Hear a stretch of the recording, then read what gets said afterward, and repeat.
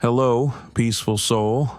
I'm your storyteller this evening, here to help you unwind and drift into a gentle, restful sleep. Before we begin our journey, remember to like the video and subscribe for more calming bedtime tales. Let me know in the comments where you're listening from and what time it is for you. And if there's a story you'd love to hear next, I'd be happy to bring it to life. My name is Natalia Royce. I've been an assistant manager at Dollar Tree for over 12 years now. 5 of those years were at the same store number 403 in Mesa, Arizona.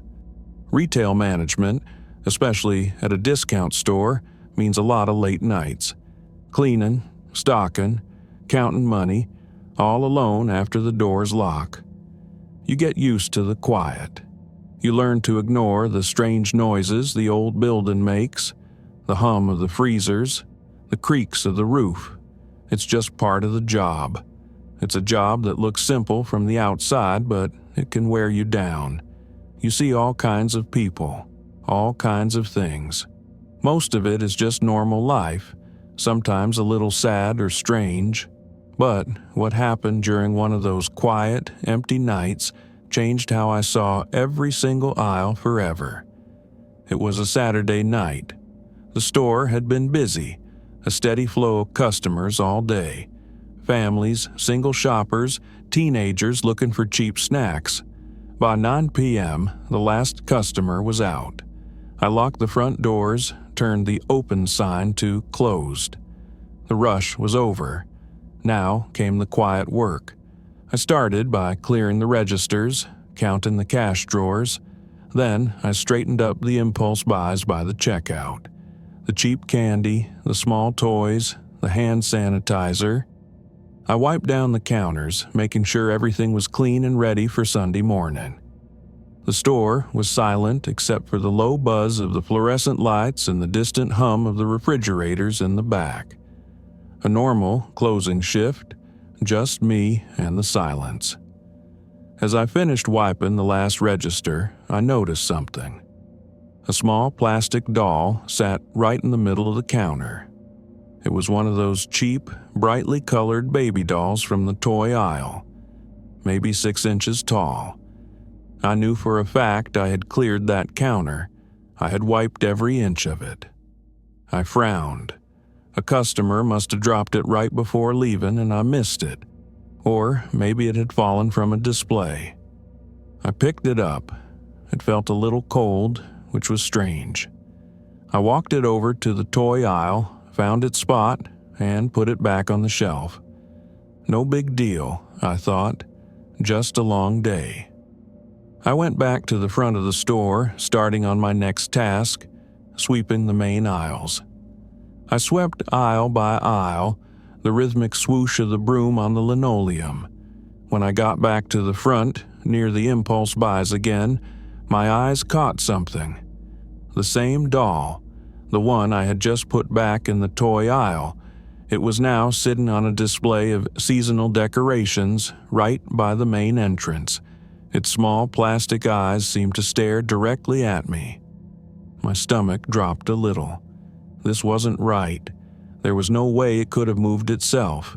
No one else was in the store. A prickle ran down my neck. I tried to make sense of it. Maybe I hadn't put it back properly. Maybe it had somehow fallen and bounced.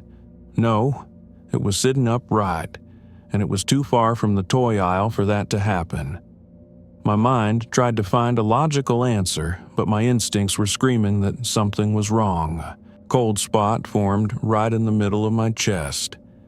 I picked up the doll again. This time, I didn't take it to the toy aisle. I walked directly to the back room, opened the door to the manager's office, and tossed it into the lost and found bin. "Stay there," I muttered, trying to sound brave, even though no one was around to hear me. As I closed the office door, I heard it. A soft, clear giggle.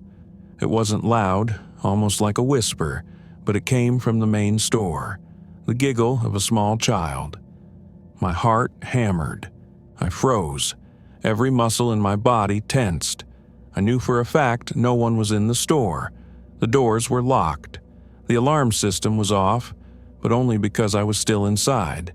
My blood ran cold. The giggle happened again, a little closer this time. It sounded like it was coming from the cosmetics aisle near the back wall. I slowly, carefully grabbed the heavy metal broom handle. My hands were shaking. I started walking towards the back of the store. Each step I took echoed loudly in the quiet space. The store seemed darker than before, even with the lights on. The hum of the fluorescent tubes felt angry. I reached the cosmetics aisle. Nothing. Just rows of cheap makeup and hair accessories. My breath hitched. Then, from the candy aisle, a bag of potato chips slid off the shelf, landing with a soft thud on the floor. I jumped. My head snapped towards the sound. And that's when I saw it. A small, dark shape. It moved low to the ground, quick as a flash, from behind a display of cleaning supplies. It darted right into the toy aisle. It was too small to be a person, too fast to be an animal. A profound sense of terror washed over me. I wanted to scream, but my throat was tight. Then the main store lights began to flicker, not just once, but pulsing. They dimmed, then brightened, then dimmed again, creating an eerie, strobing effect. The shadows danced, growing long and distorted, and from every direction I heard it, whispering, indistinct voices, too many to count, overlapping, soft and chilling. It sounded like children's voices, but twisted, like they were speaking backwards or underwater. My eyes darted around, trying to find the source. Through the pulsing lights, I caught a glimpse. Behind a stack of seasonal decorations, cheap Christmas ornaments, fake snow, a pair of small, gleaming eyes watched me. They were dark, reflecting the flickering lights like tiny, evil embers. They were still, unblinking, just watching. My heart was going to explode. I couldn't breathe. I didn't wait. I dropped the broom with a clang that seemed to shake the whole store. I turned and ran. I ran faster than I ever had in my life. I didn't look back. I sprinted past the registers, fumbling with the keys at the front door. The whispering seemed to chase me. The flickering lights made the entire store look like a nightmare scene behind me. I burst out into the cool night air, slammed the door shut, and locked it with shaking hands. I didn't care about the alarm. I just wanted to be away from there. I called my district manager right then and there. I told him I couldn't work at that store anymore. I transferred to a different Dollar Tree across town. It's been years now, but the memory of those dark, gleaming eyes, the awful whispering, and that plastic doll still haunts me. Sometimes, when I walk through a toy aisle, even in a different store, I feel a prickle on the back of my neck. I wonder if the doll ever came out of the lost and found bin. I wonder what those eyes belong to. I never look for answers. Some questions are better left unasked, especially when they come from the quiet aisles of a Dollar Tree at night. The horror followed me home, not as a ghost, but as a shadow in my mind, a chilling reminder that some places hold secrets far stranger than we can imagine. I've been an overnight stalker at Dollar Tree for over 8 years now. 3 of those years were at the Dollar Tree on Main Street. Working the graveyard shift in retail is a special kind of lonely. You're in a big, empty building, usually with just a few other people, or sometimes all by yourself. The stores are quiet, dimly lit, and filled with rows and rows of identical products. You get used to the strange sounds, the hum of the coolers, the creaks of the building settling. It's monotonous work, but it pays the bills. You try to keep your mind busy, maybe listen to music, but mostly you just listen to the quiet.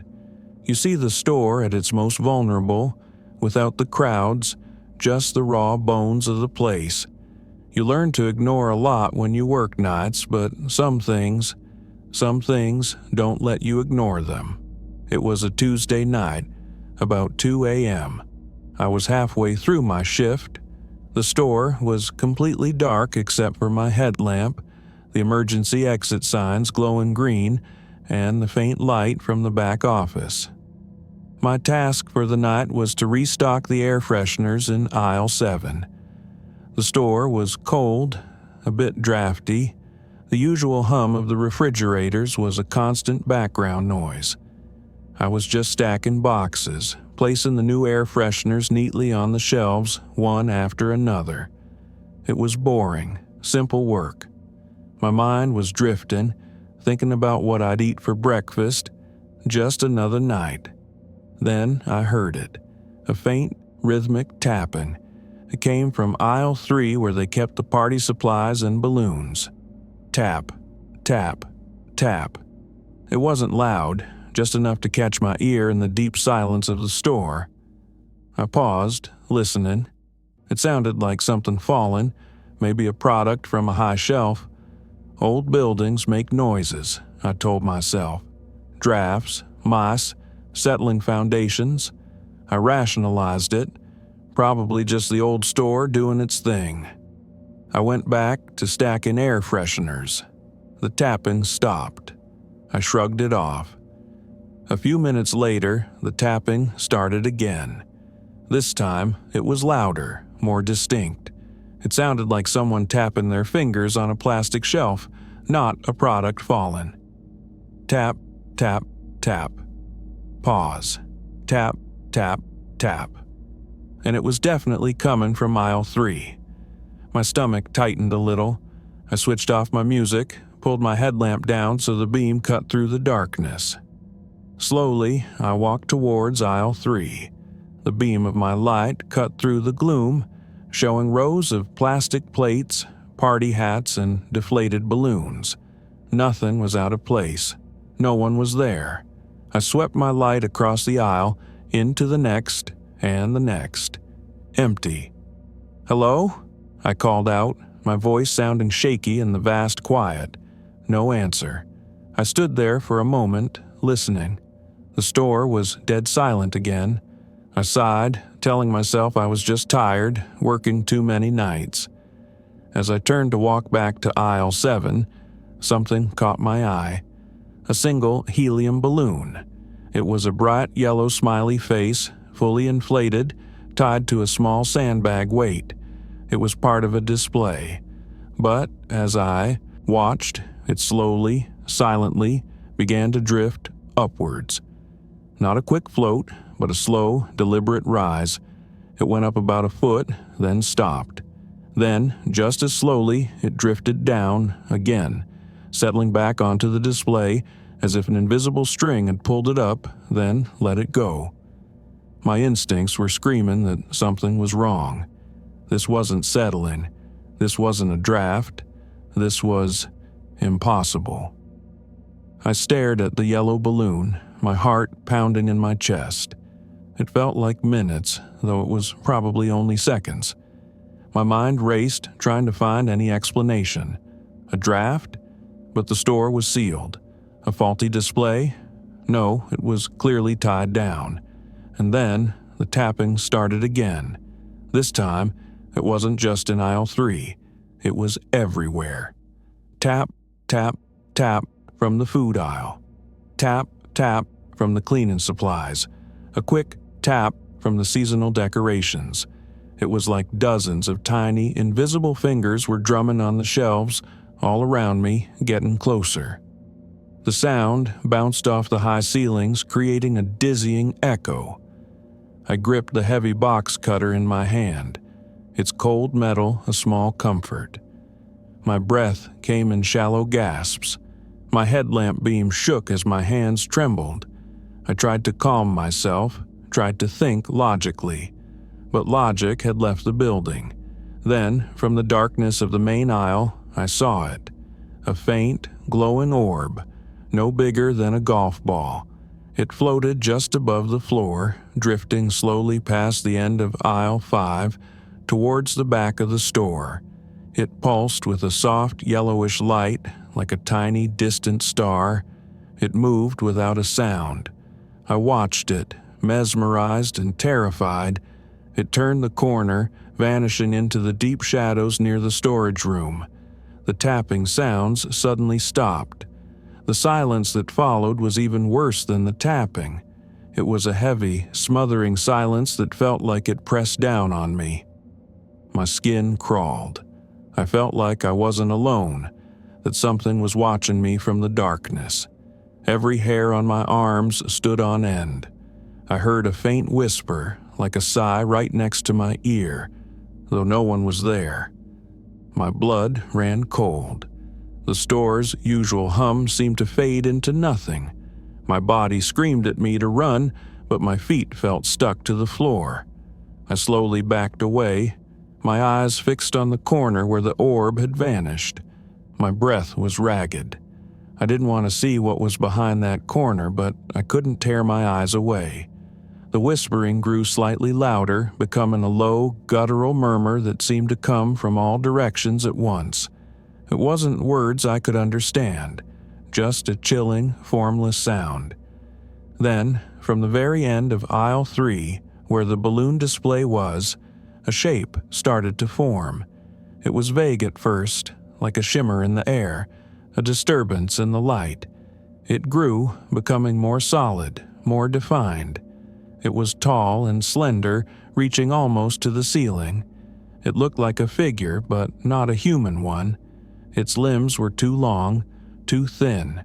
Its head was small, almost featureless, but I could make out 2 points that seemed to be eyes, glowing with the same faint yellow light as the orb I had seen. It moved with a jerky, unnatural grace, swaying slightly as if it were underwater. It took a step forward, and I swear I heard the softest click as its long, thin foot touched the linoleum floor. The tapping, the whispering, it all intensified, seeming to come from this thing. Pure, unadulterated terror seized me. My legs finally unstuck. I didn't stop to think. I turned and ran. I ran past the registers, past the front door, through the back room. I burst out the emergency exit, setting off the piercing alarm. I didn't care. I just ran into the cold night air, not looking back. I didn't even remember to lock up. I never worked another overnight shift at that Dollar Tree. I quit the next day. I can still hear the rhythmic tapping sometimes when I'm alone in a quiet room. I can still see that tall, slender shape, those glowing eyes, and I never look at a yellow smiley face balloon the same way again. The memory of that night is a cold knot in my gut, a constant reminder that some places, even bright, everyday stores, hold an unexplainable darkness. That horror followed me home, embedding itself in my thoughts, making me jump at every unexplainable sound in the dead of night. My name is Eliza Montgomery. I worked as a cashier and stocker at Dollar Tree for about 5 years. This was at the store in a small town, a quiet place where nothing much ever happened. Or so I thought. My store was always a bit quirky. It was in an old building, one that had been a grocery store decades ago. It had creaky floors, strange shadows in the corners, and a funny smell that no amount of cleaning could ever get rid of. It was just a Dollar Tree, you know? Selling cheap stuff, seeing the same faces every day. It was boring, honestly. But it was a steady job. What I didn't know was that some of the older stories about that building weren't just stories. They were warnings. It was a slow Tuesday afternoon, the kind of day where only a handful of customers trickle in and out. The store was quiet, the fluorescent lights humming softly. I was up front, stocking the candy and snacks near the registers. It was almost empty. just me and a few older ladies browsing the craft aisle. Everything was normal, calm, predictable. The air conditioning was buzzing gently. The smell of plastic and cheap perfume hung in the air, as it always did. As I was placing a box of chocolate bars on the shelf, I heard it. A faint, almost imperceptible sound. It was like a soft scratching. Scritch, scritch, scritch. It came from directly above me, from the ceiling tiles. I paused, tilted my head. Was it a mouse? We had problems with mice sometimes, especially in older buildings. I sighed. Just another pest problem, I thought. I tried to ignore it, focusing on the candy. The scratching stopped. I shrugged it off. A few minutes later, the scratching started again, but this time it was louder, more deliberate. It was moving. It sounded like it was right above the register area now. Scritch, scritch, scrape. It was too loud for a mouse, too heavy. It sounded like something was being dragged across the ceiling tiles, something with weight. My eyes went up. The ceiling tiles were old, stained. Some of them looked loose. I felt a chill. My instincts were screaming that something was wrong. This wasn't a mouse. This wasn't a draft. What could be up there? The store only had a small attic space, mostly filled with old, forgotten storage. The air in the store suddenly felt heavy, thick, and cold, even though it was a warm day outside. The scratching continued, moving slowly from the front of the store towards the back, along the main aisle. It sounded like it was directly overhead, keeping pace with an invisible presence moving through the store. I watched the ceiling tiles, half expecting one to pop open. My heart hammered against my ribs. Then, the fluorescent lights in that particular section of the aisle began to flicker. Not all of them, just the ones where the scratching was most intense. They buzzed angrily, dimming and brightening, casting dancing shadows. The temperature in that section of the aisle dropped noticeably, a sudden icy pocket of air. The smell changed too. A faint, metallic scent, like old blood and rust, began to fill the air. It was subtle, but undeniable. I saw a customer, an elderly woman browsing the cleaning aisle, stop and look up, her brow furrowed in confusion. She obviously smelled it too. Then the scratching stopped again, right above the canned goods aisle. The flickering lights there remained dim, barely casting any light. The air grew even colder. From that dim section of the store, I heard a new sound, a low, ragged breathing. It was soft, almost imperceptible over the hum of the remaining lights, but it was there, like someone was struggling to breathe, or perhaps something was breathing. It was deep, rasping, wet. It wasn't human. It sent a jolt of pure dread through me. I swallowed hard, my mouth suddenly dry. I looked at the old woman in the cleaning aisle. She was still looking up, a worried expression on her face. Her eyes met mine, and I saw the same fear reflected there. We both heard it. The breathing was getting louder, and then a single, perfectly formed human tooth dropped from between two ceiling tiles right into a display of candy bars. It was yellowed, old, but clearly a tooth. It made a soft clink as it landed. My stomach churned. The breathing sound intensified, becoming a horrific, strangled gasp. It sounded like something was in terrible pain, or perhaps trying to make a sound with a damaged throat. A guttural moan followed, a deep, resonant sound that vibrated through the floorboards. It was not a sound I had ever heard before. It was ancient, primal, full of anguish and something else. Something hungry. I screamed. It was a short, sharp cry of pure terror.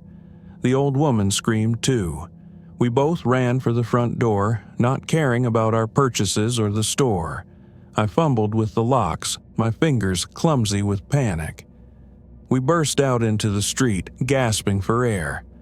I didn't stop running until I reached my car. I drove straight home, shaking. I called my manager, told him I couldn't go back there. I never set foot in that Dollar Tree again.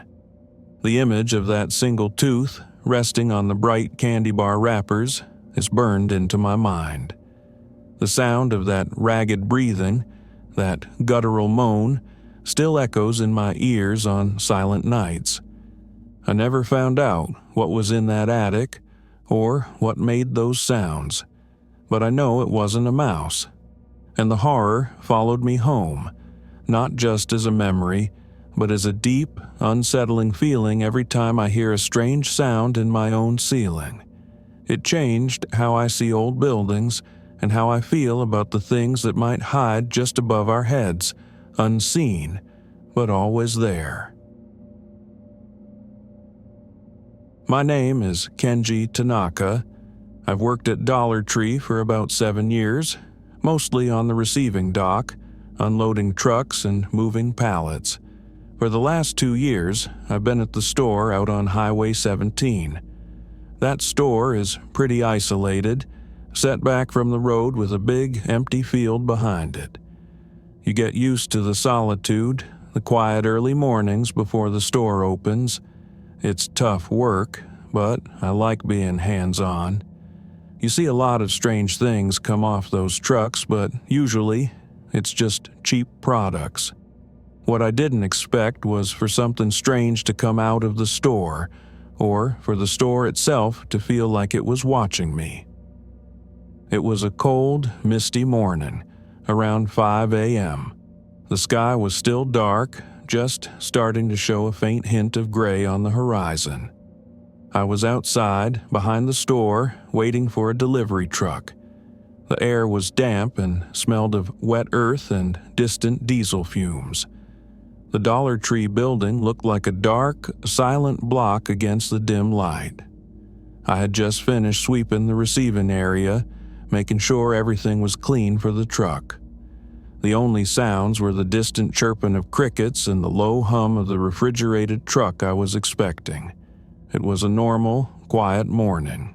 As I waited, sipping my coffee, I noticed something odd. The back door, the one that leads directly into the stockroom, was slightly ajar. I knew I had locked it from the inside when I came out. I always double-check. A small gap, just enough to see a sliver of darkness inside. I frowned. Did I forget? I'm usually so careful. Maybe it didn't catch properly. I walked over, planning to push it shut and make sure the lock clicked. Nothing to worry about, just a sleepy mistake. But as I got closer, I noticed something else. Something in the narrow gap of the door. It looked like a piece of paper stuck in the door frame. I reached out to pull it free. It wasn't paper. It was a strip of fabric, and it was covered in something dark and sticky, like old, dried blood. My breath hitched in my throat. This wasn't right. My instincts were screaming that something was wrong. This wasn't a mistake. The air around the back door felt suddenly heavy, cold. A metallic, coppery smell, faint but distinct, reached my nostrils. It was the smell of blood. Fresh blood. My heart began to pound against my ribs. I stared at the blood-stained fabric, my mind racing. What could have happened? Had someone broken in? Was someone hurt inside? I hesitated, my hand hovering near the door. The logical part of me said I should call the police, but another, more primal part, told me to just shut the door and run. The silence of the morning pressed down on me, making every nerve tingle. Then, from inside the dark gap of the door, I heard it. A soft, wet, squelching sound, like something wet being dragged across the concrete floor of the stockroom. It was too soft for a human, too fluid. It sounded unnatural. My blood ran cold. The gap in the door seemed to widen just a fraction, as if being pushed from the inside. I could almost feel a cold, unseen breath on my face. My hand still hovered, paralyzed by fear. The squelching sound continued, getting slowly, agonizingly closer. It was punctuated by a faint, wet drip, drip, drip, like liquid falling onto the concrete floor. My eyes were fixed on the sliver of darkness in the doorframe. I could feel the cold radiating from it. I started to back away slowly, my heart thumping like a drum. The metallic smell of blood grew stronger, sickeningly sweet, and then something started to push against the door. Not hard, not violently, but with a steady, slow pressure. The door creaked inward a few more inches, revealing a deeper, blacker darkness inside. I saw a faint, distorted reflection in the dark, tiled floor of the stockroom. It was a long, thin shadow, stretching out towards the door, far too long to be human. As the door continued to slowly open, I saw a pale, long limb, slick with something dark, reach out from the darkness inside. It was thin, almost skeletal, but it had an unnatural thickness at the joints, like stretched skin over oddly shaped bones. It wasn't a hand, not exactly. More like a cluster of long, bony digits ending in the sharp, black claws. It pressed against the inside of the door frame, pushing it open further. The squelching intensified, and then a low, guttural growl rumbled from the darkness, a sound that wasn't animal and wasn't human. It was full of hunger and something ancient. It vibrated through the ground, through my feet. The air around me felt thick, oppressive. My entire body screamed in panic. I didn't think. I spun around and ran. I ran past the dumpsters, across the empty parking lot, towards my car. I fumbled with the keys, my hands shaking so badly I could barely get them into the ignition. I started the engine, threw the car into reverse and sped out of there, tires squealing. I didn't stop until I was miles away. I called my manager from the road, told him what I saw. He didn't believe me, said it was probably just an animal, a fox or something. But I knew what I saw, and I knew what I heard. That limb, that growl, the smell of fresh blood. I never went back to that Dollar Tree. I quit that day. I couldn't face that back door again, couldn't risk seeing what was waiting in the darkness. Even now, years later, when I see a Dollar Tree, a cold dread washes over me. I think about that isolated store, that field, and what might still be lurking in its dark corners. The horror followed me home, not just in my dreams, but in the way I now eye every dark doorway, every unexplained sound. Some things, once seen, can never be unseen. I worked as a manager at Dollar Tree for 6 years. Most of that time was at a store in a busy shopping center, the kind of place that's always got people coming and going. My favorite part of the job was closing, when the store emptied out and things got quiet. It was a chance to finally get things organized without customers bothering you. It was peaceful, usually. You get to know every little quirk of the store, every shadowed corner. You feel like you own the place, even if it's just for a few hours. What I didn't know was that some of those quirks weren't just the building settling. Some of those quiet moments held something else entirely. It was a quiet Wednesday night. Not many customers had come in after 7 p.m. By 9:15 p.m., the last few stragglers were gone. I locked the front doors and turned off the open sign. The store went instantly quiet, the bright overhead lights now seeming too harsh for the sudden stillness. I started my usual closing routine, clearing the registers, sweeping the aisles, making sure everything was neat for the morning crew. The only sounds were the distant hum of the refrigerators and the soft click-clack of my own shoes on the linoleum floor as I moved from one task to the next. Everything felt normal. peaceful. As I was sweeping the main aisle, near the seasonal section, I noticed something strange. One of the display tables, usually stacked high with holiday items, was slightly off kilter. Not just a little crooked, but almost as if it had been shifted a few inches. I knew I had straightened it earlier. I had a thing for order. I walked over and gently pushed it back into place. It felt a little heavy, more so than usual. Maybe the weight of the products had shifted, I thought. Just a minor thing. I went back to sweeping, thinking nothing more of it. A few minutes later, I walked past the seasonal section again. My eyes widened. The display table was not only off kilter again, but it was now several feet closer to the center aisle. It looked like it had been dragged. There were faint scuff marks on the floor, fresh ones leading from its original spot. My heart started to pound. This wasn't just a shift. This was deliberate, and there was no one else in the store. My instincts were screaming that something was wrong. My breath hitched.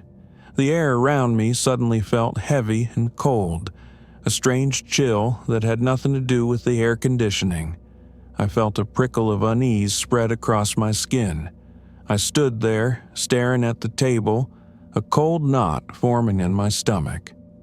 The silence of the store suddenly felt oppressive, no longer peaceful. Every shadow seemed to deepen, to stretch. I tried to convince myself it was some kind of strange structural thing. Maybe the floor was warped, but I knew that wasn't true. This table was heavy. It took effort to move.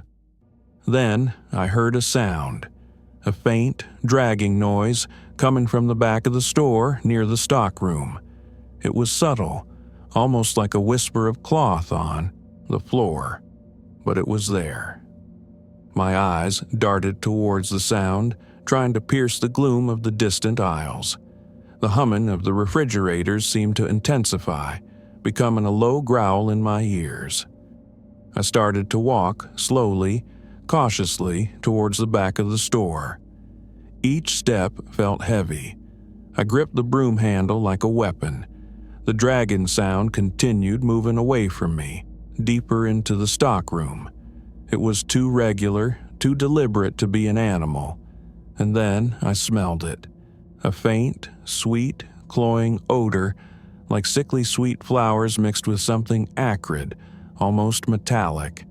It was utterly out of place in a Dollar Tree.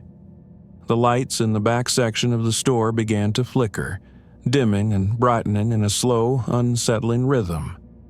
The shadows stretched and danced, making the rows of products look like towering, misshapen figures. I reached the entrance to the stockroom. The dragging sound stopped.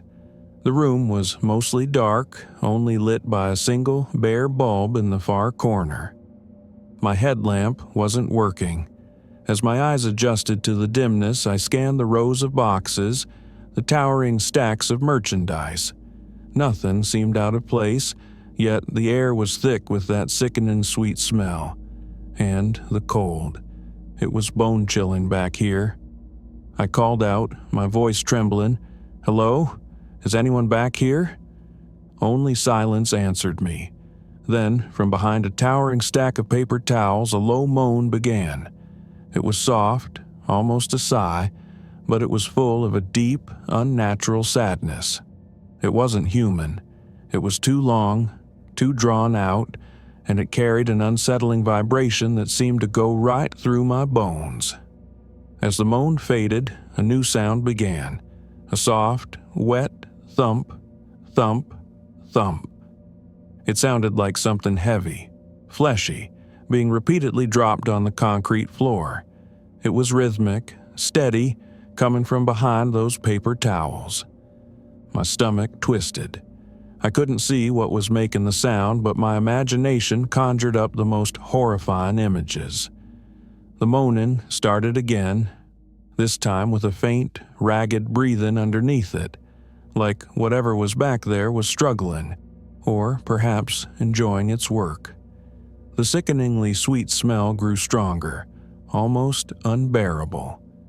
And then, from the top of the stack of paper towels, a single, pale, withered hand appeared. It was too long, with fingers like ancient, twisted branches, and its skin was a sickly gray. It gripped the edge of the box, slowly, steadily, as if pulling itself up. It was bony and covered in strange, faint, dark markings that looked like symbols. It paused, and then slowly, two dark, hollow eyes, ancient and empty, appeared just above the hand, peering over the top of the boxes, looking directly at me. They weren't reflecting any light. They were just holes. The moaning intensified, now sounding like a mournful wail. I screamed. It was a raw, terrified sound ripped from my throat. I didn't wait to see anything else. I spun around and ran out of the stockroom, through the main store, past the flickering lights and the heavy shadows. I fumbled with the keys at the front door, my hands numb with fear. I burst out into the cool night air, slamming the door shut behind me, locking it with a desperate click. I jumped into my car and drove away, not caring about anything I left behind. I called my boss that very night and quit. I couldn't ever step foot in that store again. The image of that withered hand, those hollow eyes, the sickening sweet smell, it all stays with me. Even now, years later, when I walk past a Dollar Tree, I feel a shiver. I wonder what was behind those boxes, what dragged that table. The horror followed me home, settling in my mind as a constant, nagging fear.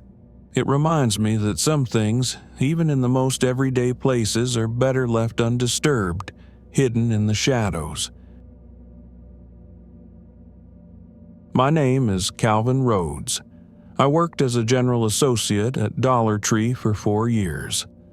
My store was in a really old strip mall, the kind that had seen better days. The building itself was old and worn out. The back room, especially, was creepy. It was always cold, even in summer, and the lights back there were always flickering. You learn to ignore a lot when you work retail. Rude customers, messy aisles, the strange smells that pop up. It's a job, you know? You just do your part and go home. But sometimes what happens at work doesn't stay at work. Sometimes it follows you. It was a slow Thursday evening, close to closing time. Only a few customers were left, mostly browsing the party supplies and household items. I was assigned to recovery, which means making the store look neat again after a day of customers. I was in aisle 12, putting back misplaced items on the shelves. The store was mostly quiet, the usual hum of the refrigerators and the gentle murmur of customer chatter.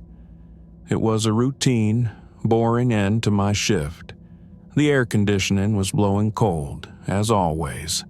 As I was bending down to pick up a dropped item, I heard it. A faint, distorted whisper.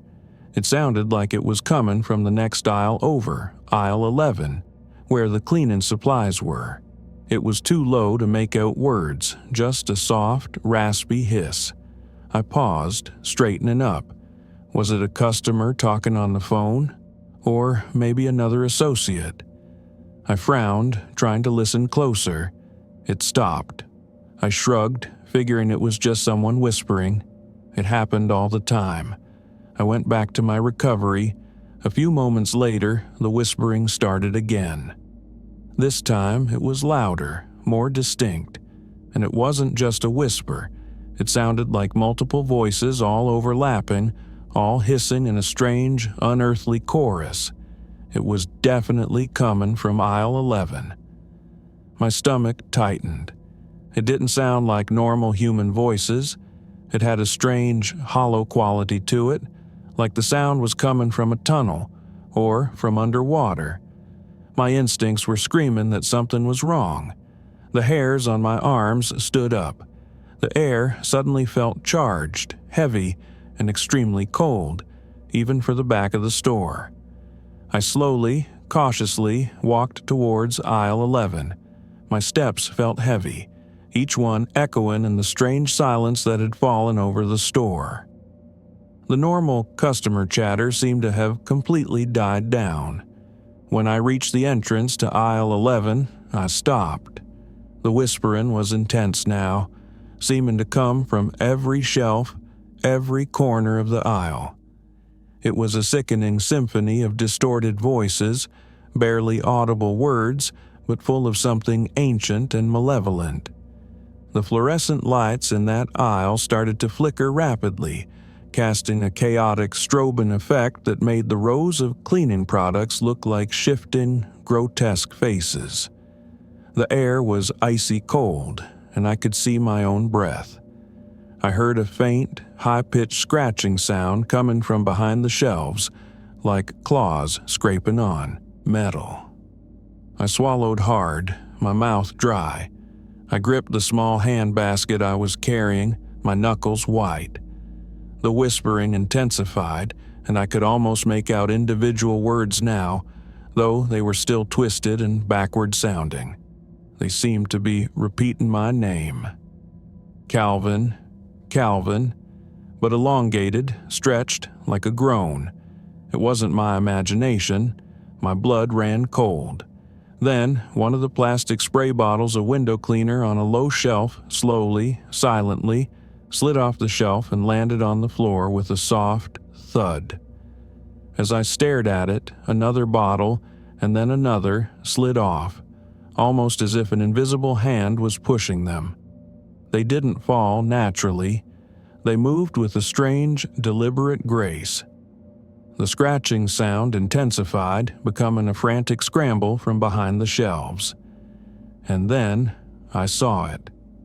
From the very back of the aisle, where the shelving met the wall, a pair of eyes glowed in the flickering darkness. They were small, bright red, and completely unblinking. They were set too far apart, too low to the ground to be human. As I watched, a thin, black, multi-jointed limb, like that of an insect, slowly extended from behind the shelves. It was covered in tiny, sharp bristles, and it twitched as if sampling the air. The whispering voices screamed my name, a chorus of agony and hunger. I dropped the basket with a clatter and bolted. I ran out of aisle 11, past the shocked faces of the remaining customers, past the registers, and out the front door. I didn't care that my shift wasn't over. I didn't care about anything but getting away. I never went back. I called my manager from my car, told her I couldn't do it anymore. She thought I was crazy, but I knew what I saw. Those red eyes, that black limb, the horrifying whispers calling my name. It haunts me still. Sometimes, when I'm alone, I still hear faint whispers, especially when a room gets suddenly cold. The horror followed me home, not just as a bad memory, but as a deep, unsettling fear of quiet places and the things that might be hiding just beyond our sight, always listening, always waiting. It taught me that some places are not just old buildings. They are gateways to something unspeakable. My name is Rebecca Stone. I worked at Dollar Tree for 3 years. I was a full-time stocker and cashier at a store in a slightly run-down part of town. This specific Dollar Tree had a reputation. Customers would complain about strange smells, cold spots, and sometimes even seeing things out of the corner of their eye. The staff just laughed it off, calling it the haunted Dollar Tree. It was an old building after all, with a long history. It felt like every corner had a story. Most of us just shrugged. It was a job. You deal with what comes. But here's what keeps me coming back year after year despite the constant danger and isolation. Or rather, what happened one night that made me never want to go back. It was a quiet Tuesday evening, just before closing. The rain outside was relentless, drumming against the roof and windows. Most customers had already left to escape the bad weather. I was in aisle 9, tidying up the pet supplies, making sure all the dog toys and cat food were faced properly. The only sounds were the rain, the hum of the overhead lights, and the occasional creak of the old building. It was the kind of night that made you want to be home, under a blanket, not in an empty store. Everything felt peaceful, almost sleepy. As I was arranging a stack of cat litter bags, I noticed a strange smell. It was faint at first, like old wet fur and something else, something vaguely sweet and sickly, like decay. I wrinkled my nose. Was a stray cat hiding somewhere? We sometimes had issues with animals getting inside during bad weather. I tried to ignore it, thinking it would go away. I figured it was just the dampness or something from outside blowing in, but the smell didn't go away. In fact, it grew stronger, focusing around aisle 9 and the adjacent aisle 10 where the cleaning supplies were. It was now overwhelmingly potent, a truly foul stench of wet dog, stale garbage, and something truly rotten. My stomach churned.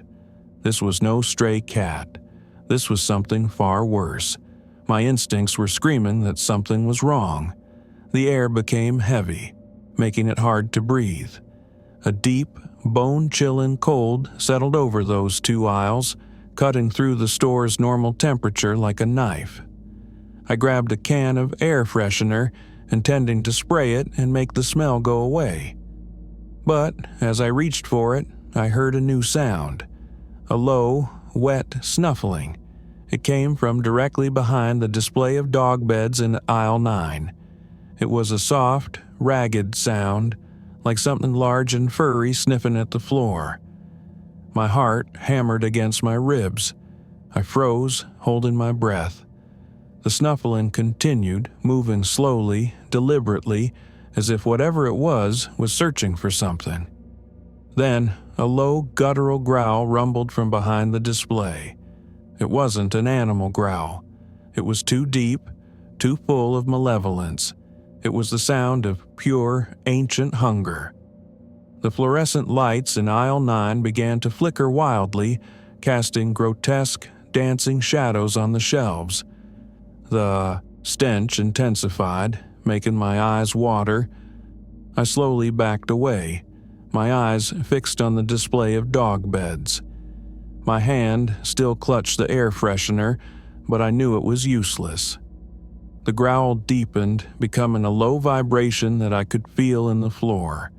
Then, from the very top of the dog bed display, a pair of large, yellowed eyes slowly opened. They were wide, unblinking, and filled with a terrifying, dull intelligence. They were set deep within a mass of dark, matted fur. They peered over the top of the display, watching me.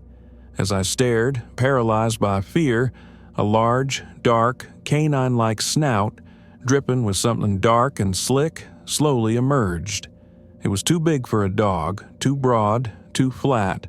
Its nostrils flared, twitching, clearly smelling me. The snuffling intensified, now a wet, eager sound. Then, a single, long, black claw, thick and curved like a raptor's talon, slowly reached out from behind the display, pressing against a bag of dog food. It twitched, testing the air, and then a horrific, wet thump echoed through the aisle as something heavy slammed against the back of the display, shaking the entire shelf. The growl turned into a hungry roar, echoing through the store, filled with an unearthly fury. I didn't think twice. I screamed, a raw, piercing sound that cut through the silence. I dropped the air freshener and ran. I ran faster than I ever thought possible, past the registers, past the front door, bursting out into the cold, pouring rain. I didn't care about getting soaked. I didn't care about anything but escaping that thing. I fumbled with my car keys, my hands shaking so badly I could barely get them into the ignition. I drove off, tires squealing, not looking back. I called my manager from the road, crying, trying to explain what I saw and heard. He just said it was probably my imagination or maybe a raccoon. But I knew it wasn't. I knew what those eyes held. I knew what that growl meant. I never set foot in that Dollar Tree again. I found a new job the next week, far away from any discount stores. But the memory of that stench, those yellow eyes, and that horrifying growl still haunts my dreams. Sometimes, when it rains, I still smell that awful decay, that wet fur, and I feel a shiver of pure dread. The horror followed me home, embedding itself in my deepest fears, a constant reminder that some things hide in plain sight, waiting for the quiet moments to reveal themselves. My name is Elliot Grayson. I've worked as a security guard for various retail chains for over 10 years, including a few stints at Dollar Tree. My last post was at a Dollar Tree in a bustling downtown area. It was one of those stores that was always busy, always had people around. My job was to watch the cameras, walk the aisles, make sure no one was stealing, no trouble was brewing. It seemed like a pretty straightforward gig. Most of what I saw was just everyday stuff, boring, predictable. But what I experienced one late night challenged everything I thought I knew about safety, security, and the things that lurk just beyond our perception. It was a Friday night, usually the busiest, but this particular Friday had been surprisingly slow. By 10 p.m., the store was closed, the doors locked, and the last cashier had left. I was alone, doing my final sweep of the store before setting the alarm for the night. The overhead lights were still on, casting a bright, almost clinical glow over the aisles. The only sound was the low hum of the refrigerators and the soft clink of my keys as I walked. Everything felt normal, secure. I was checking for any forgotten customers or potential issues. As I walked down aisle 6, where the cleaning supplies and paper products were, I noticed something strange on one of the shelves. A small, black, ornate box. It looked like it was made of dark wood, with intricate silver patterns etched into it. It was clearly not a Dollar Tree product. It stood out, starkly out of place among the brightly colored cleaning bottles. I frowned. A customer must have dropped it, or maybe even stolen it from another store and left it here. I figured I'd take it to Lost and Found. Nothing unusual, just another forgotten item. But as I reached for the box, I noticed something else. It was emanating a faint, cold mist. It swirled around the box, clinging to the shelf, and from within the mist, I heard a sound, a very faint, almost inaudible whispering. It sounded like multiple voices, all speaking at once, in a language I didn't understand. My hand froze just inches from the box. My instincts were screaming that something was wrong. This wasn't a forgotten item. This wasn't normal. The air around the box felt intensely cold, far colder than any air conditioning could make it. A shiver ran down my spine. I slowly, cautiously pulled my hand back. The cold mist seemed to pulse faintly, and the whispering grew a fraction louder, a chilling symphony of unknown tongues. I took out my flashlight and shone it on the box. The silver etchings on it seemed to glow faintly in the beam, almost as if they were absorbing the light. The whispering voices intensified, becoming a low, insistent chant that seemed to vibrate in the air around the box. It felt like they were trying to communicate, trying to reach out. I could feel a strange pressure building in my head, a dull ache behind my eyes. The lights in that section of the aisle began to flicker, rapidly, casting a chaotic, strobing effect on the shelves. The air around the box grew even colder, a deep, bone-chilling cold that seemed to suck the warmth out of everything. My heart pounded. I tried to back away, but my feet felt heavy, stuck to the floor. The whispering voices were now loud enough to hear clearly, though I still couldn't understand them. They were a chorus of ancient, desperate sounds, like 1,000 souls trapped in a void. The mist around the box thickened, swirling faster, becoming almost opaque. From within the mist, faint, shadowy shapes began to coalesce. They looked like distorted faces, writhing, twisting, their mouths open in silent screams. They seemed to be pressing against an invisible barrier, trying to break free.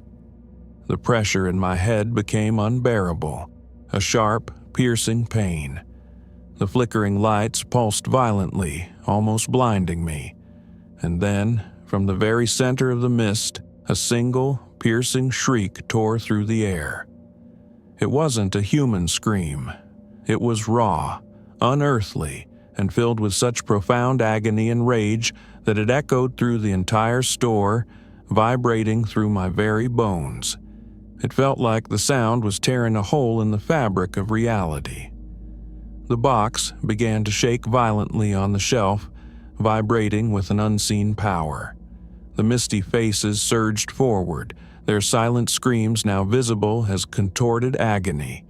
I let out a yell of pure terror, a sound I didn't recognize as my own. I stumbled backward, tripping over my own feet, falling hard onto the floor.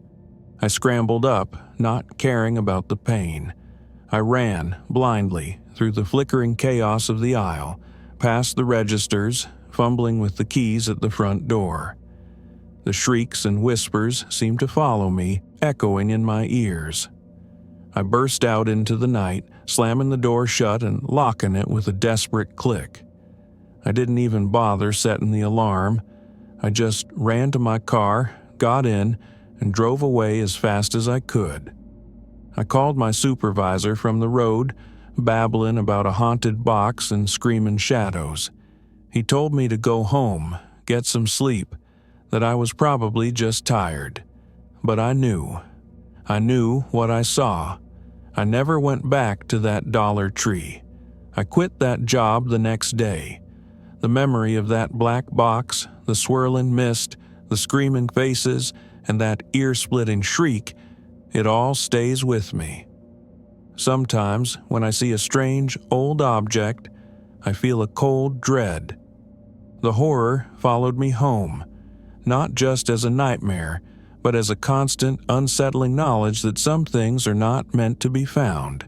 Some ancient evils are better left undisturbed, especially when they sit silently on a shelf, waiting.